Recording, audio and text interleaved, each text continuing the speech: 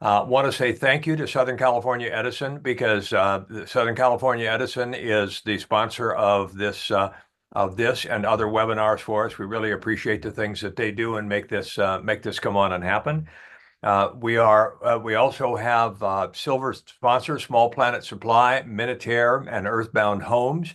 Thank you to our silver sponsors, and we have a number of supporting sponsors. I usually read top to bottom, and I'm going to go up bottom to top just to make it a little different. The Icon Windows and Doors, Todd Jersey Architecture, he's in the Oakland area. Intelligent Membranes, Prosoco, Good Space High Performance Builders, they are in the Sacramento area. CPHBA is in Los Angeles. Stiebel Eltron and Ream, as you see, two plumbing or the organizations that have water heaters, etc. Pete Moffitt Construction, the Heinrich team, which is a local real estate team here that helps sponsor us. Hayward Lumber there, and then on 475 High Performance and Rockwool Fergus Garber Associates. So thank you very much to our supporting sponsors and silver sponsors, and the Southern California Edison is a gold sponsor because of what they do in all of this. So I will now stop share, and we'll turn this back over to, or not back over, we'll turn it over to the presenters. All right. Good afternoon, everyone. My name is Gary Klein. Christoph Lohr is the other speaker today. Christoph is going to be advancing slides for us, and I'm going to start out the presentation. So before we get started, I want to ask you a question. We know why we're here today and what we plan to share with you. Why did you decide to attend this webinar? Put your question in the chat. We'll see why you're here, and we'll do our best to answer those kinds of questions as we go. The second piece is that during our presentation, there are two kinds of other questions. There's clarifying questions. I don't understand what's here on slide 2. And there's exploratory questions, which we would like you to put in the chat, and we'll hold till the end for Q&A. So that's what we're going to do, and thank you very much. So we're going to share the results of the study that we used to support the petition to adopt California the Appendix M. We're going to provide an overview of how to use it. We're going to show some case studies, and we're going to identify enable connection with members of the Passive House community who want to learn more for using the WDC in their upcoming projects. So that's why we're here today. Next slide, please. Let's look at an exemplary project. This is Nueva Esperanza, which is in Portland, near Portland, Oregon. I guess it's Hillsboro, Oregon. It just got completed in 2023. It's one of the earliest attempts to use the water demand calculator in a complex. 150 units and 12 buildings on a single 6-acre parcel. You can see the engineer and architecture firms, and they achieved significant cost savings by using the WDC. The next slide, please. Thank you. If you look carefully at all this detail, they should have been putting in a 4-inch water meter, and they were going to be charged about $485,000 to do it. They worked with the water district, and the next slide, please. They saved about $400,000 in first costs just because they were able to show they only needed a 2-inch meter. Now, I'm pretty sure affordable housing could be much more affordable if they got to save $2,600 per apartment. What do you think? This is a huge win before we even get inside the building, and there's more savings there. Next slide, please. Continue. The overview. Sizen Plumbing and residential new construction, major renovation is undergoing a major transformation. You've heard about this before because I've talked with you all before as this group about what we can do to save energy and money by right-sizing the plumbing, but maybe some of you haven't heard much about it yet. The key problem is this: the formulas from the 1940s is what we use for design flow rates today. And as Christoph likes to point out, that it assumes that every home is operating like a sports stadium at halftime. I don't willingly stand in line anywhere at home to use any fixture. We've got enough of them. I'll find one. Okay, but back in the 40s, people used to have to wait in line at the end of the hall to use a bathroom in an apartment building. It's just not the way we work today. We've got a lot more fixtures in buildings than we did back then. And fixtures, nothing flushes or flows at the rates it did in the 40s. The next slide, please. So, reducing the volume of water has many benefits: water savings, energy savings, carbon saving, cost savings. Volume is a function of distance and diameter.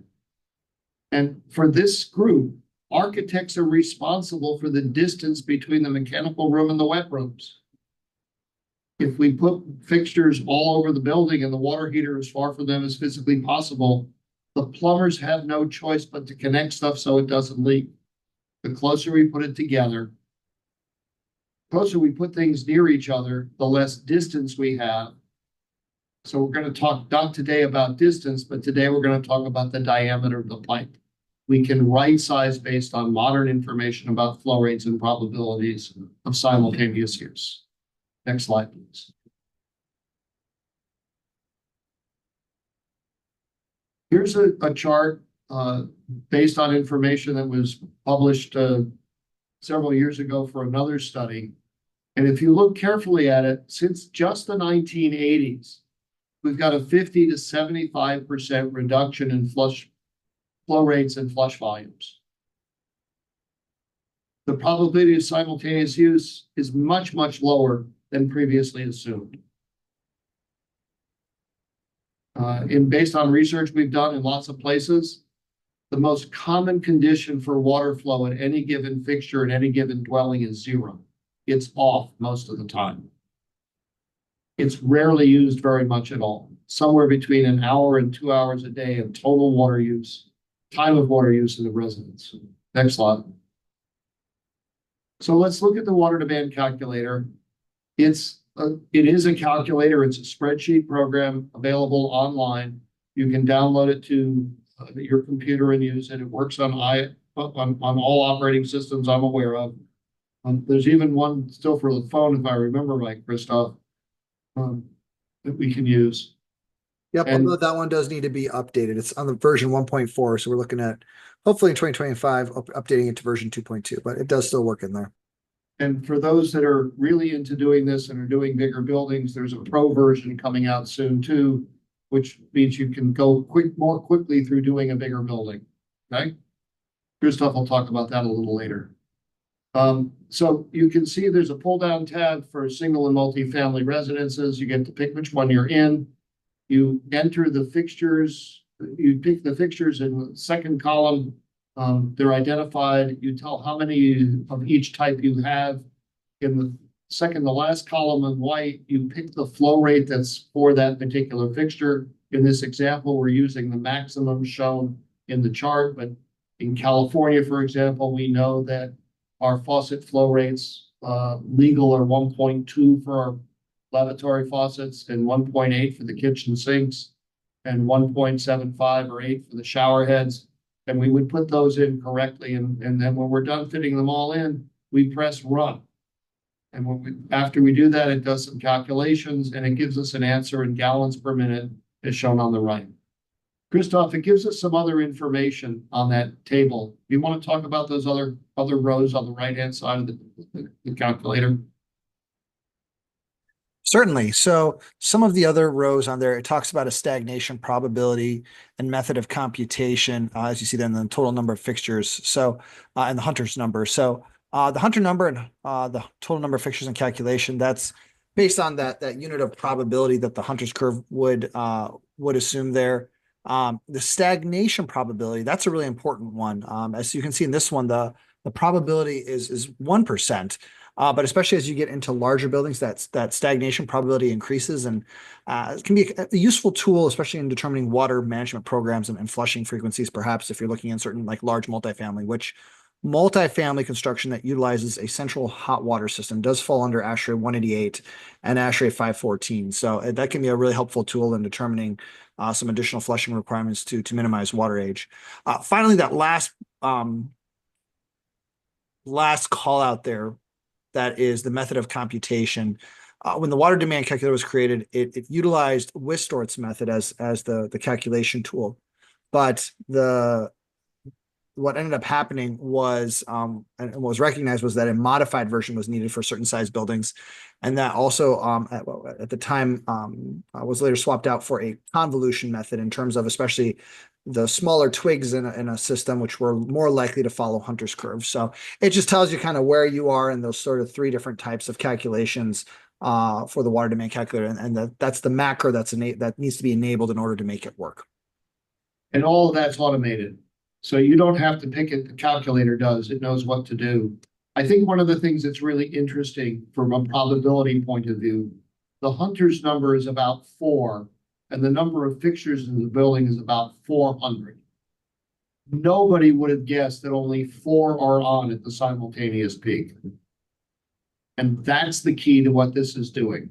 There is so much less simultaneity than our brains think is true, that this calculator allows us to do a much better job of right-sizing the pipe. Next slide, please. This graph shows 22.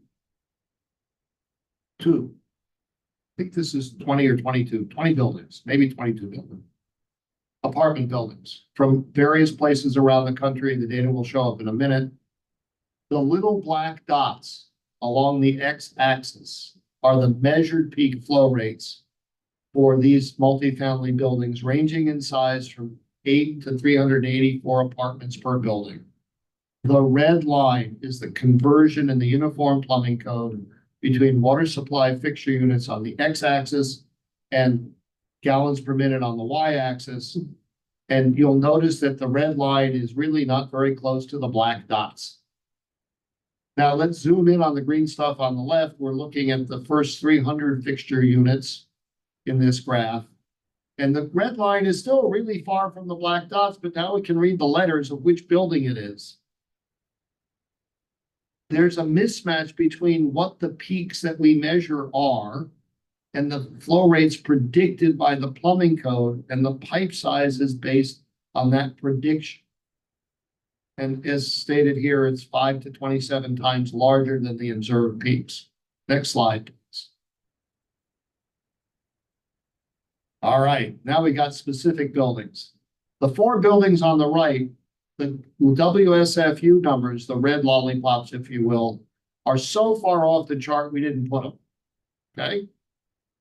But we're looking at the black dots are the measured peak flow rates. We've got buildings here from California, Connecticut, New York, California, Washington State. We should have some in here from Minnesota now too. Yes, there's a couple from Minnesota. So a bunch of places around the country. Physics apparently is the same everywhere, which is nice to know. The blue lollipops are the predictions from the water demand calculator. The red lollipops are the specific predictions from the plumbing code standard method, WSFU. And you'll notice that the water demand calculator provides a safety margin of 2 to 6 times the observed peak flow rate. When we do structural engineering, 100% safety factor is large. And we are 100% to 600% in this range. I think we're in the right ballpark. Okay. We have a good a good safety margin. The plumbing code is oversizing. I see some things on the chat on the screen. We'll take those later, Gary. I'm tracking them. Yeah, okay. So the short answer is the calculator does not deal with fire flow. It's only for use, the right use in the building. All right, so there we are. Next slide, please. Here are the specific data points for the buildings in our list. And you can see that we've got the monitoring period that shows you how we got to the data.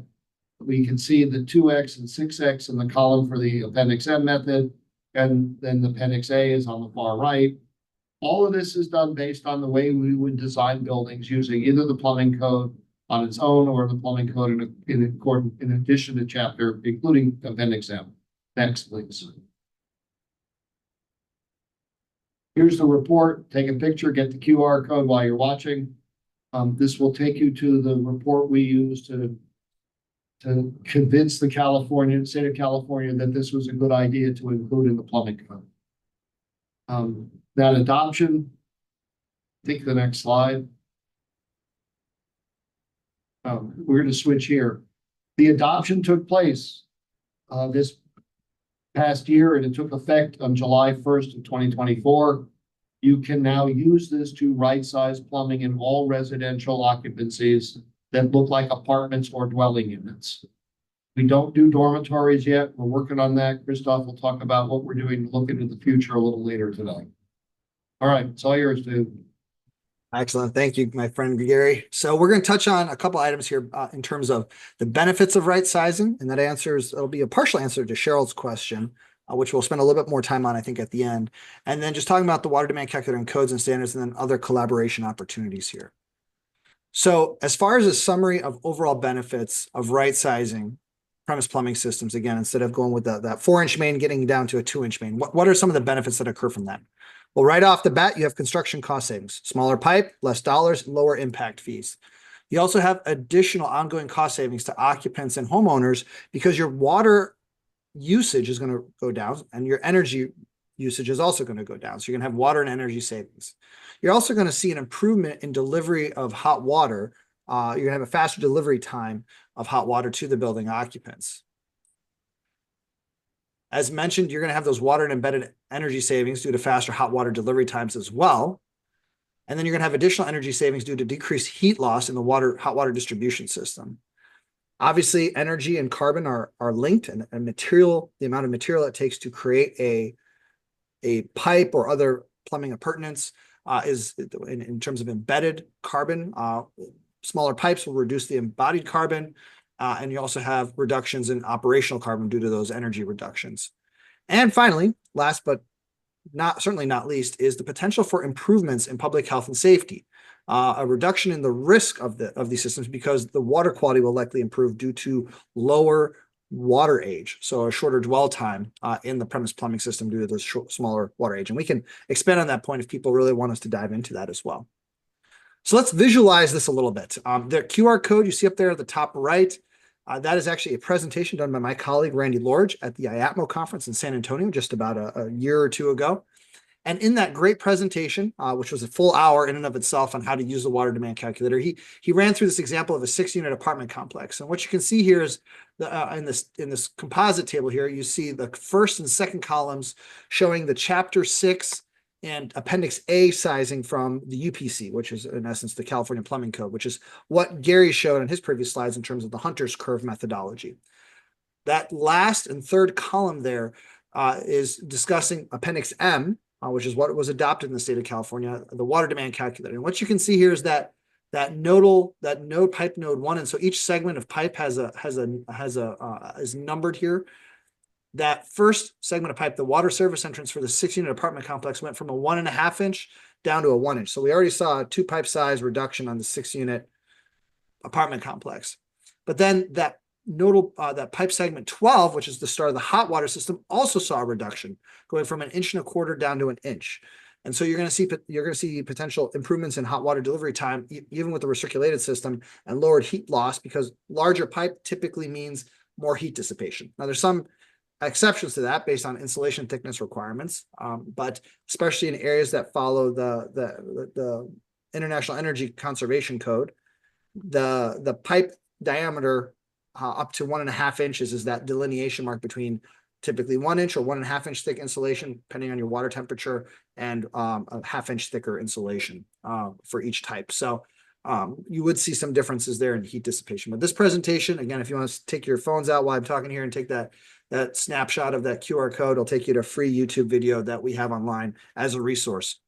So Christoph, before you leave this slide, Appendix A in the water demand calculator predict water flow rates, peak water demand. Mm-hmm. And use Appendix A to do the sizing calculations based on available pressure and pressure loss through the piping. Mm-hmm. Is that right? Yes, that's correct. Right. And so they work in combination. We often talk about Appendix M right-sizing the water piping, but in fact, it just tells you how big the water flow rates are supposed to be at peak. And then we go into proper right-sizing. And I noticed one interesting one here, Christoph, row 15. The Appendix A sizing ended up at 1/2 inch. And the Appendix M sizing water demand calculator ended up at 3/4 inch for that node. Something's odd in that node. In that there is some what happens is in certain applications with the water demand calculator, the data actually showed us in certain instances, especially at the smallest portions of the branches. So again, imagining the trunk of your tree, your branches, your smaller branches, and then your twigs. What we've seen is in certain cases, the small branches may actually have been underestimated with the Hunter's curve. So with the real world data, we were able to more accurately predict, but that also is in part due to the switching of the Hunter's curve to the modified Wistort's method to the Wistort's method. So especially going from Hunter's curve to modified Wistort's method in those areas, there's a bit of ambiguity. And so you can see those kind of results happen as well. But again, generally speaking, it's very few and far between. One of the other oddities that can occur is you'll actually see your flow rate as you get further out into your system may increase slightly from one pipe to another. And that comes down to that unit of probability that was used to mathematically model. So again, it's not enough to make typically a huge jump.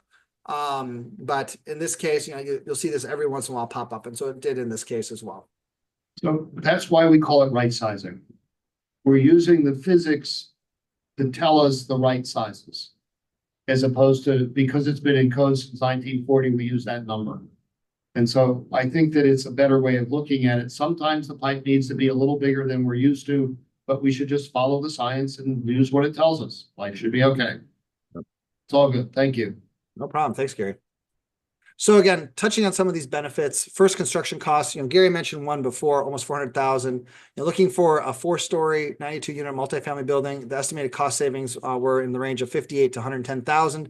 Again, some of this also depended on water meter impact fees and sewer charges based on the water main sizing. So typically what you're looking at is about $600 to $1,200 per dwelling unit.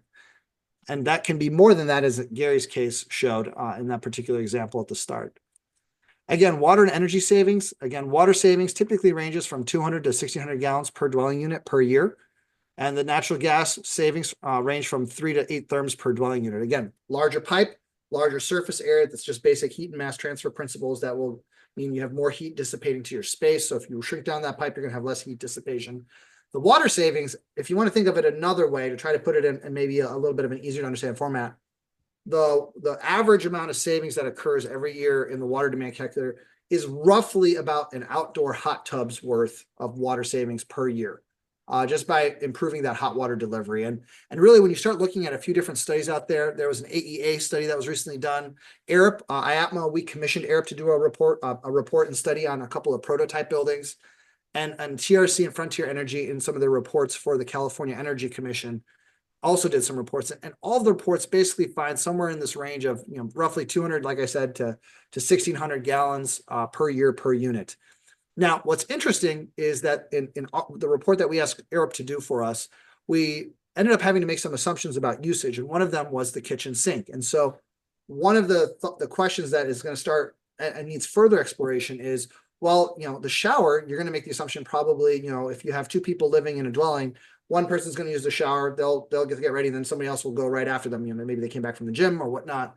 And so the water will already be heated up. So that was kind of the assumption we had made in that particular report for shower. So it was one usage that would increase the water temperature to the desired effect. Again, most of us that showered this morning, so most of us showered this morning, or if not last night, we turned on the shower. We didn't step in right away. We waited for that hot water that had cooled off overnight or during the day to be displaced by hot water from the water heater.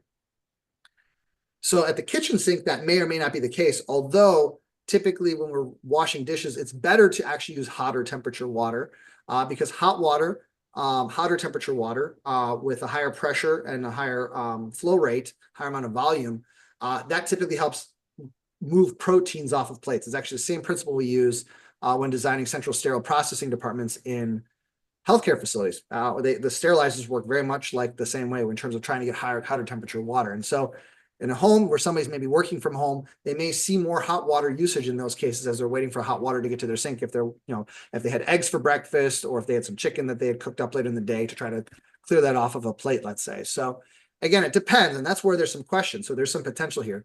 The other reports didn't necessarily specifically call that out, but it is an area of interest and of study. And again, all of these are ending up roughly in the same ballpark. So I think we have a pretty good sense. Another story along with this is I gave a very similar presentation to the Arizona Building Officials Department, or Arizona Building Officials Conference. And I actually asked the same question about showers. And one person raised their hand and said, actually, I didn't have to wait for my shower to turn on. I just turned it on and stepped in. I was like, okay, that's interesting. If I may ask, where's your water heater? And they told me right on the other side of the wall of the shower. So they had gotten used to that behavior of turning on their shower and just stepping in, as opposed to waiting, which what they had to do in one of their earlier apartments or condos that they had lived in. So I thought that was a really interesting piece, because it goes to showing that this idea of structural water savings, reducing the overall volume of water in our piping systems, either by reducing the length, as Gary had said, and that's something that architects have a direct impact on, or reducing the diameter, which is something the engineers control by using the water demand calculator. That's going to have a potential to improve hot water delivery times. So one of the questions that came up from Cheryl, and I think I want to take a quick pause here since we're doing okay on time, is I think Cheryl brought up a good question, which is looking for ways to increase efficiency and reduce water waste in my residential projects. So we're talking about the water demand calculator, and we're talking about reducing pipe size. And that's certainly from the engineering perspective, right sizing the delivery systems is important. It's worth noting, though, that the architect has a very big impact on water waste. As I mentioned before, that Arizona building official, she had her water heater right on the other side of her shower. And so she knew that she didn't have to wait very long. And that's partly structural and behavioral water waste, which was a study done by Jim Lutz through Lawrence Berkeley National Laboratory about a decade ago. So we have the concepts of it. One of the things that was recently added to the Water Efficiency and Sanitation Standard, also known as WESTAN, it's an IAPMO stretch code that promotes water efficiency while maintaining water safety, is this concept of hot water ratio. And Gary Klein has really been somebody that had championed that proposal and is somebody that has talked about it regularly.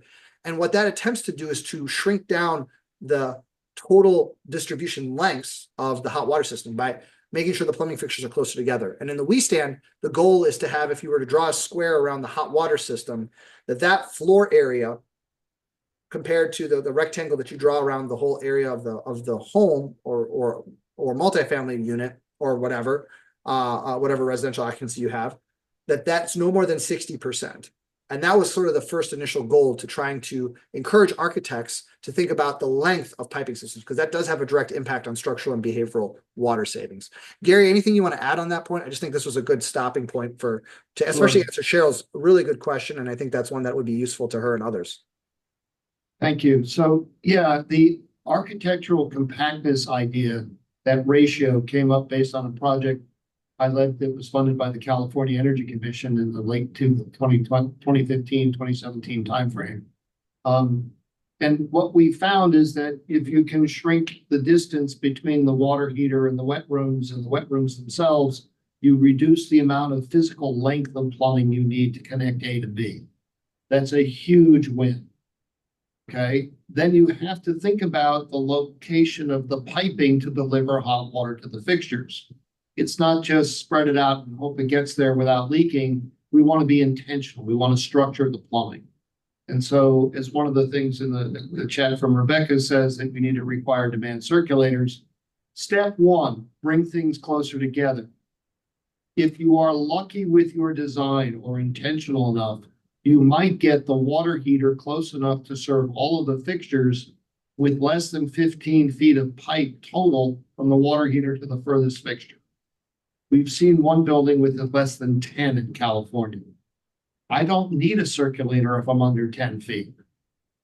Okay, that's about as good as I can get with twigs coming off of a recirc loop at the ceiling coming down the walls. So if you can do that without needing a circulator, you should do that. If your plan doesn't allow you to get that close, then you have to plan the plumbing to have a recirc loop close to all the fixtures, and then the twigs be as short as practical from there to each fixture. And so somewhere between 5 and 10 feet is about the length of most twigs. That's all you need to get to most of them if you plan the recirc loop in the right location. If you can use 3/8 tubing, I'm happy to use it, but I want to take advantage of keeping the length short as well. And then we want to operate the recirc loop as efficiently as possible. And so the most efficient way to operate a recirc loop in a residential application, single family stuff, where the dwelling unit has its own water heater, is using on demand. In multifamily buildings, Christoph and I are actually running a task group now for IAPMO. We're trying to sort out how to size recirc loops for bigger buildings properly. And so there's some different ways we have to pay attention to it in bigger buildings. And we'll come back to some of the questions about the larger loops in a little bit.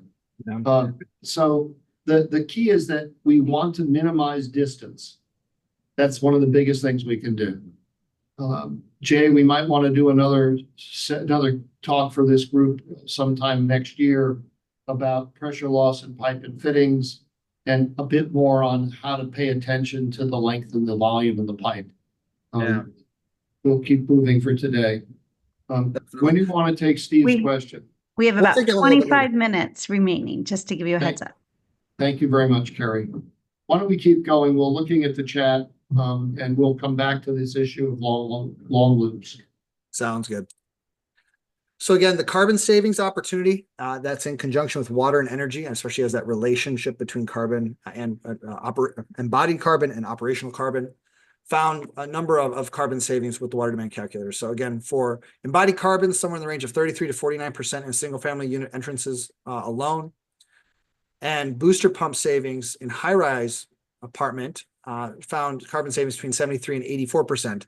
Again, when you reduce the flow rate due to pump affinity laws, you're going to end up with a much smaller horsepower by an exponential factor compared to the typical Hunter's curve size booster pump. And so there's actually a water booster pump manufacturer out there that has taken out adverts in Plumbing Engineer magazine and others and marketing that they're sizing better booster pumps that are smaller, more cost efficient, and more energy efficient by utilizing the water demand calculator. It's been probably one of the most amazing advertisements I've seen, because they're taking ours, what the work that IAPMO has done and shouting it from the rooftops right there for us. And so I think that shows how the industry has really embraced the water demand calculator. All these sources that we have here on this page are free downloads. Again, there was the report from the 2024 report on the California Energy Commission, I believe it was. And there's the ARIP report. We have that on our website. There's a case report that's coming up, and I'll touch on a little bit more on that here in a moment. And the AWE report on connection fees and service charges, as I sort of touched on before in terms of construction cost savings, along with the Stantec report that IAPMO, we commissioned Stantec to do an initial cost assessment. Some of the values are based on pre-pandemic dollars, so some of those values may actually be higher now. So something definitely take a look at your project. As we've seen, some of the savings may even be larger than what we have originally estimated. Also worth noting, on IAPMO's new and updated webpage, we have a specific webpage totally dedicated to the water demand calculator. If you Google IAPMO We Stand water demand calculator, it should be the first page that pops up on your search engine of choice. On the list of things in that water demand calculator, we have this webpage that has a number of resources, including peer-reviewed literature, links to all those studies, or the straight link to download those studies. It's just a great tool. There's over 24 peer-reviewed studies out there as well that we had listed in there that touch on all the water energy and water age reductions and all the benefits that come from right sizing, like the water demand calculator does. So let's touch on codes and standards here as we kind of wrap things up. So currently, the water demand calculator has been adopted in 10 states across the country. So we have a lot of states that adopt the uniform plumbing code, such as New Mexico, California, Nevada, Oregon, Washington, Montana, and North Dakota. We also have Wisconsin, which has its own administrative plumbing code, which has adopted the water demand calculator back in July of 2021, if I remember correctly. And we also have the state of New Jersey, which adopts the National Standard Plumbing Code, which IAPMO we help facilitate, but it's separate from the UPC, that they also adopted the water demand calculator. We've also had a number of other cities like Beaumont, Texas, and Charlotte that have adopted the water demand calculator. And worth noting is also Georgia, the North Georgia Municipal Water Conservation District which is basically the areas, the counties around Atlanta metro area, they adopted We Stand and the water demand calculator just at the beginning of this year, in March of 2024. So we've seen a lot of people that are very interested in this. We had our first international adoption in the city of Vancouver, British Columbia, and we've had general acceptance of the water demand calculator in the American Society of Plumbing Engineers, their handbook and their ASPE's engineering methodologies to reduce the risk of Legionella. It was a recommended practice to reducing water age in multifamily buildings. So one of the questions that did come up was on-demand hot water recirculators. And as Gary mentioned, this is a topic that we're discussing in that group. But one of the industry sort of thoughts is that there's a concern of shutting off recirculation pumps that serve multiple dwelling units or multiple hotel rooms or multiple patient rooms in healthcare. And actually, the Uniform Plumbing Code currently provides a exemption for shutting off recirculation pumps when it comes to hotels and hospitality due to the concern of Legionella risk mitigation and the likelihood for Legionella risk amplification, if you will. So just kind of a quick note on that. So again, as Gary alluded to, the water demand calculator became effectively adopted in the state of California on July 1st of this year, 2024. And so it applies to residential and new construction use and also can be utilized to justify existing water systems to be reused in adaptive reuse projects or ADU, alternate dwelling unit or alternate dwelling usage types of occupancy. So I think the ADU has a few different acronym meanings to it. But basically, if you're converting, let's say, a garage or a casita in your backyard into an in-law suite, as sometimes this is known, it's another opportunity to use the water demand calculator. Additionally, the California Energy Commission adopted a new prescriptive requirement in the 2025 California Energy Code to use the water demand calculator in new construction multifamily buildings, specifically to size the hot water system for those buildings if you have a central system serving multiple dwelling units. So again, it's interesting to see that there's now some regulatory pushes to utilize the water demand calculator, not just allowing its use, but requiring its usage. And on that same note, it's worth making note here. If you looked at that map a few slides ago, there was a green star on the city of Seattle. Seattle was one of the first and very early adopters of the water demand calculator, along with Oregon. And what you'll notice is that the city of Seattle now has a mandatory use of the water demand calculator that was effective as of just a few weeks ago, November 15th of 2024. And this is required for all hot and cold water for all R2 occupancy. So any multifamily building being built in Seattle, King County is required now to utilize the water demand calculator. They do not even want to allow the usage of the Hunter's curve. So again, we've seen a lot of movement in the regulatory environment in terms of promoting the water demand calculator. Two more states, Minnesota and Iowa, also are looking at adopting the water demand calculator here this next year in 2025. Not to be outdone, though, and certainly last but certainly not least, is the American Waterworks Association, AWWA, has a manual, M22, which is the manual that's been utilized to size water service lines and meters. This is what's been used by all the utilities. And in that fourth edition that was just released in August of this year, the water demand calculator is the recommended method for estimating peak water demand in residential buildings. So again, AWWA, completely independently of IAPMO, now recommends using the water demand calculator for sizing meters and mains going into residential occupancy, so single or multifamily homes. And one of the main reasons is that oversized meters can result in lost revenue because of inaccurate registration at low flow. Every meter has a minimum flow rate. And typically, especially for a turbine type or a disc type water meter, those low flows for like a 2-inch meter is like half a GPM. So if you have one single sink running or lavatory that's at half GPM, it may not register the flow rate. So that's lost revenue for the water purveyor. So from the standpoint of registration, accuracy, and revenue, water meters should not be sized conservatively, i.e. larger than needed. So and that's a typical reason why your water meter size is smaller than your incoming main. One of the things that I'll think it's going to be interesting to see with the water demand calculator is if we're going to have more closely aligned water meters with water mains as we are able to effectively size those water meters to minimize that minimum flow rate, because the maximum flow rate that's being sized is much more accurate.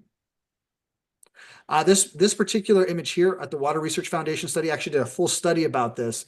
and looked at this and had indicated that lost revenue is definitely a big component. And so it can also lead to over allocation of water to areas that don't actually need it. So again, from areas like where I live in Phoenix, where we have to be mindful of water availability, I think this is going to be a really useful tool in making sure we don't over allocate in some of the parts of the Phoenix metro area that we're trying to build. Similarly in the state of California.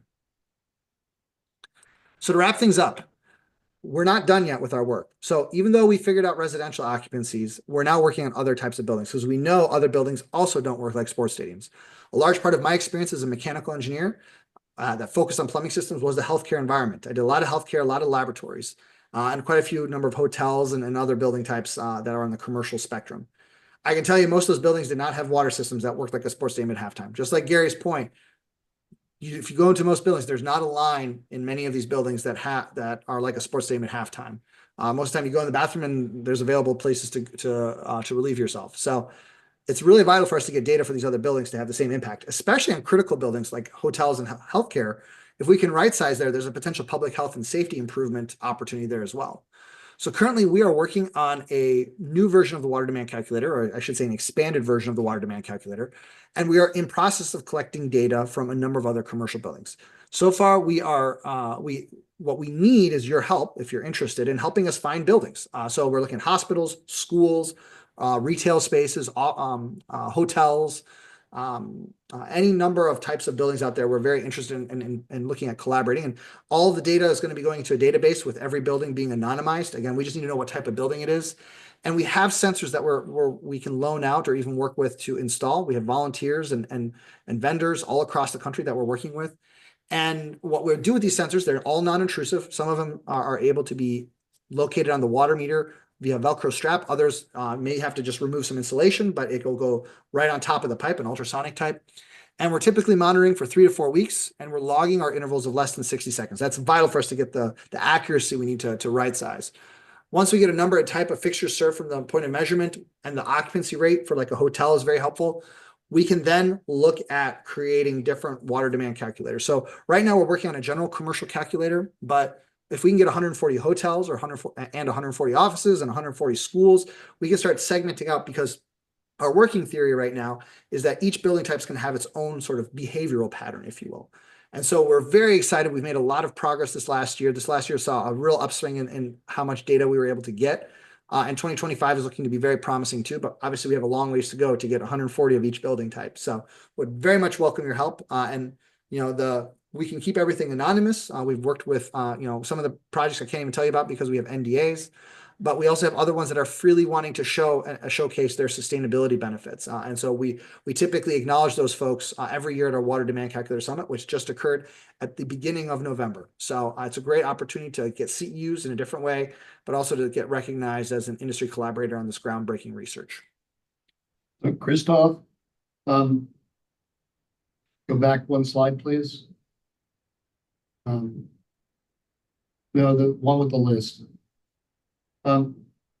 I think our goal ought to be at some level that we should plan for the next Water Demand Summit, that we have 100 dots on our graph.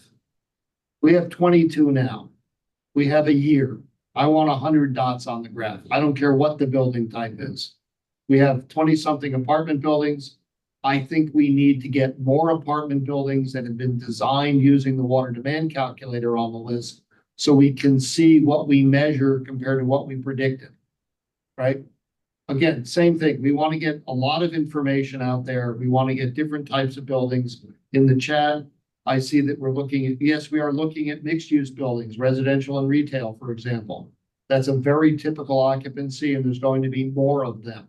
So we want to figure out how those work properly so we can do a better job of giving estimates. Maybe it's going to end up being split, the retail somewhat different than the residential, but we'd be very interested in figuring that out. Let's move on.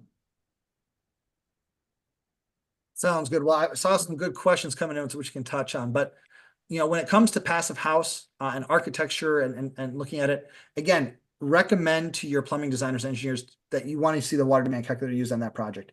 They're a great example. One of the stories that we shared at the Water Demand Calculator Summit just a few weeks ago was one of the plumbing designers, senior plumbing designers with Henderson Engineers that was working on the Central Station project here in downtown Phoenix. Central Station, for those of you not familiar, is a 22-story and a 33-story tower project with mixed use, office, hotel, residential occupancies, and dormitories. The dormitories and apartments that water demand calculator was actually used to justify allowing the use of the existing water main in the street instead of having to rip up a whole city block to extend a larger main and lower the impact to the project. And the dormitories, even though dormitories aren't explicitly one of the especially ones with gang showers where you have a central bathroom serving all the units, that type we don't have the data to validate for. However, for those dormitories that act more like an apartment where you have like one bathroom serving like, let's say, 4 bedrooms, the water demand calculator has been very successfully used on those projects because the water demand calculator does cover apartments, and those dormitories that have more of an apartment layout is in essence an apartment. So Gary's had some success with that, and we've had conversations with University of California and California State University systems as well on that. So that's a big one. The other one is asking folks to attend the trainings, the Water Demand Calculator Summit. We have lots of classes on that are available on IAPMO Learn, and then share what you learned today with the rest of your team. Again, we touched on the pipe's diameter, but even the portion of the layout of the system, we all have a part to play when it comes to water conservation.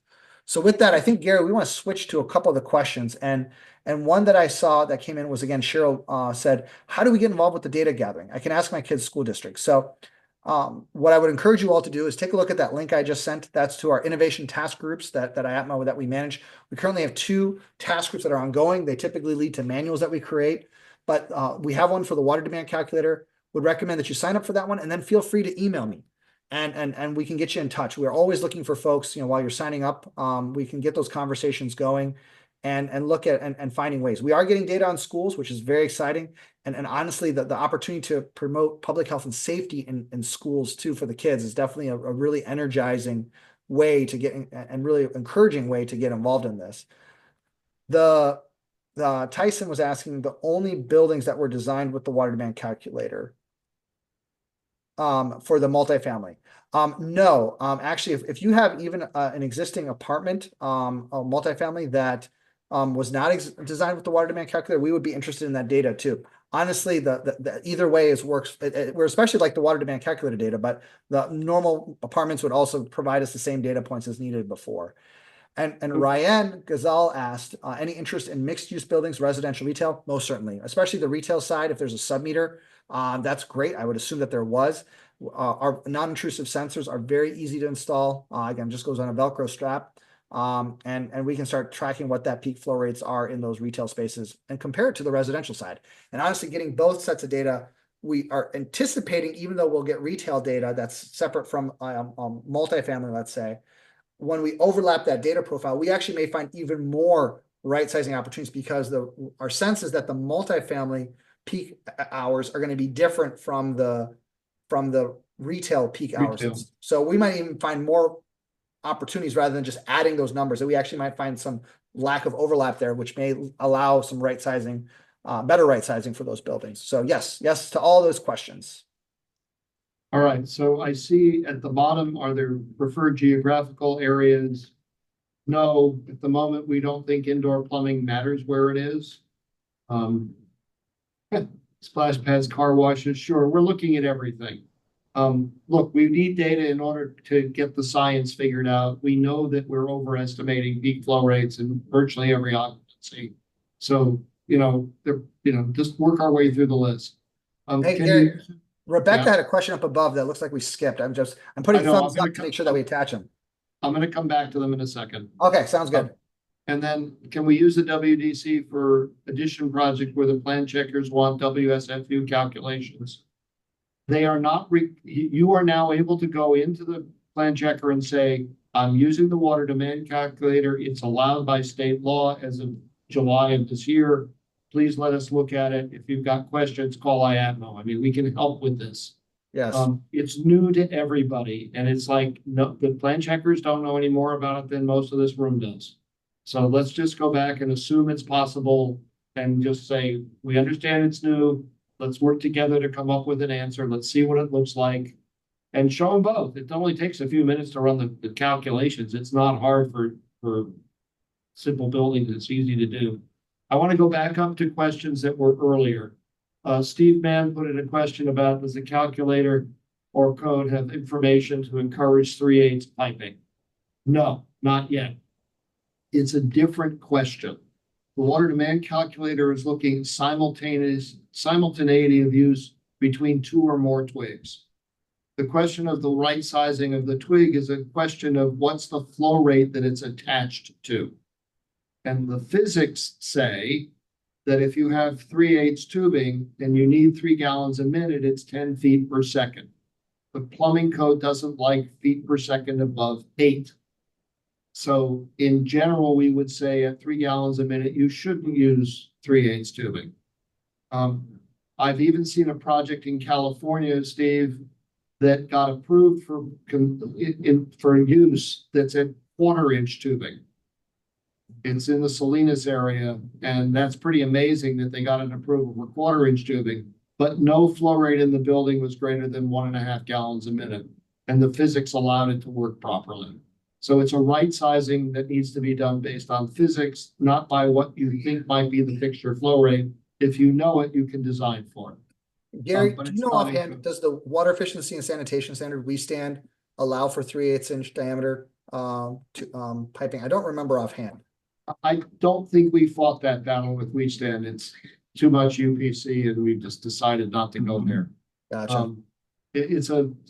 It's physics, and that requires a bit more study to explain it to everybody. Yeah. And then Dan had a question about, even with an on-demand circulator, it's still a long way along the long pipes. You have 200-foot recirc loops, 106 feet between fixtures in a large home. Those are really long distances. So I typically look at floor plans to figure out how to set them up to be more efficient for plumbing. And rather than have one long loop, I think about putting in 2 zones rather than 1 zone all by themselves. And I put pumps on each zone so we can separate it properly. But the key for on-demand is an anticipation event. I know now when I plan to take my next shower. And if you're looking at a house that's stretched out like Dan has described, maybe I'd put a button for each end of the house at the other end of the house, so that I could tell it when I'm on my way from my bedroom to my kitchen that I want hot water when I get to the kitchen. That gives me a minute or so for things to prime. The problem with 200 and something feet of pipe has got a lot of water in it. And it takes twice as much water as is in a pipe before hot water, 105 or hotter, gets to the other end of it. It's a timing problem. We have to work on that and teach our industry better. And then Rebecca has a question about how does the switch to heat pump water heater systems interact with the WDC, particularly with trying to put the water heater close to the fixtures. It's a problem. We need to have another special set of discussions about architectural compactness and heat pump water heaters.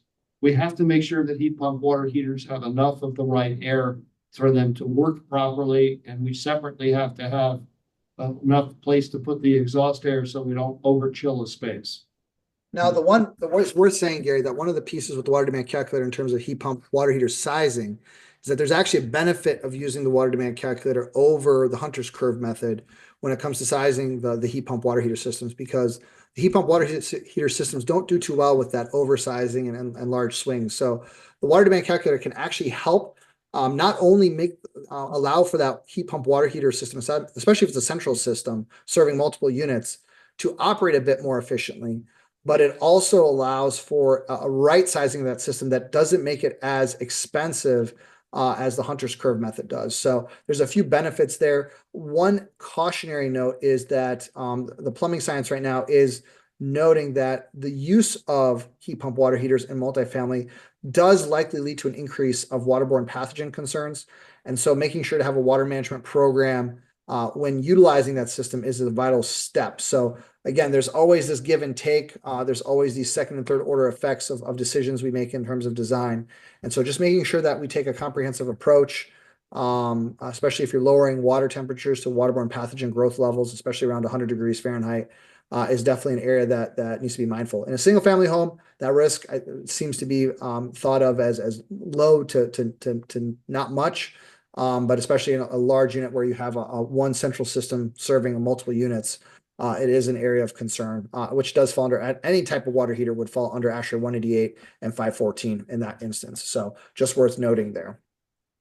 So what we found in our early projects was that the savings that we got from the right sizing, the hot and cold water piping, paid for the efficient water heater they didn't know they could afford.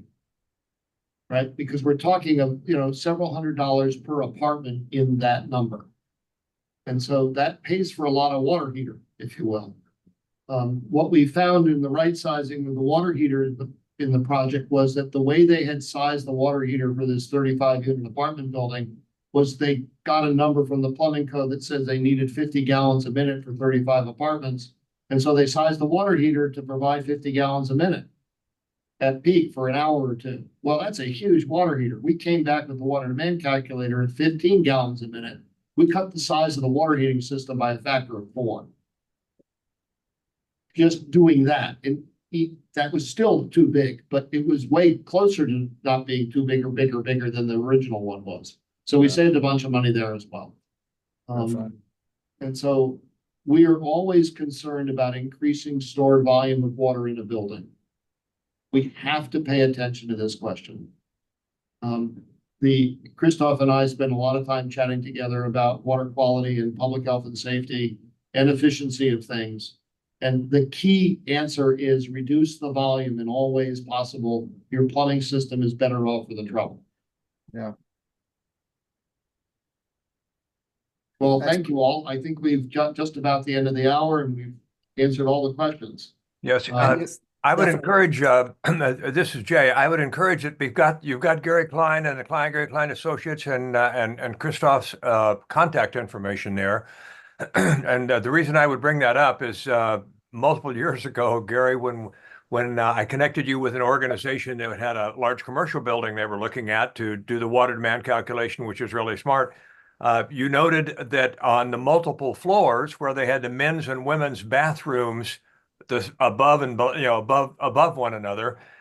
Typically, they put the toilets on the adjoining wall with the hot water and the water soft faucets on the other side, which means you double the number of times you have to get the hot water to that place. If you put the hot water things on the sinks on the mid-interim wall, it saves money. So I would encourage, as you are involved with buildings and getting better water and things, reaching out to Gary or Christoph. They not only know how to do the water demand calculation, they have other things that they can provide in terms of knowledge and good ideas to save time and money. Thank you. So I see one more question that's in the chat here. In older houses where you're in the shower and someone turns on the faucet or flushes the toilet, it's called the hot water dance. It's called the shower dance to me. And it turns out whenever you lower the pressure on the cold side, the shower gets too hot. And it's not a question of the water demand calculator. It's a question of picking a better shower valve. Modern shower valves are anti-scald, and the shower dance doesn't have to happen anymore. If you get the shower dance, it means you have a really old style shower valve. Yep. So it's time to figure out what to do about it. Cool.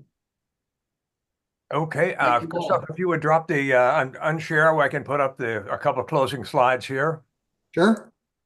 And thank you all very much for Thank you. participating in the conversation today. Thank you for what you've done and for putting this together. It was excellent, and I know that we have a lot of people that are going to be pleased with it. In terms of a call to action, if you're interested, passivehousecal.org. You can choose to sign up for the newsletter, which is free. You could become an individual professional member or an organization company member or a sponsor or a donor or volunteer. The momentum for Passive House is really growing across the country and in particular here in California as a place where we need to go. So you have those. And so not only thank you to the gentleman that spoke, but thank you all for being here. you now can represent the one light bulb here that's lit and it's making the lights around it pick up that light. So the things that you know, share them with others because this is good information. Thank you all for your time and attention. If you wanted information from Passive House, you could go to info@passivehousecal.org. So thank you very much, and thank you, Kim and Carrie, for being a part of it, and Cyril. We'll see you next time.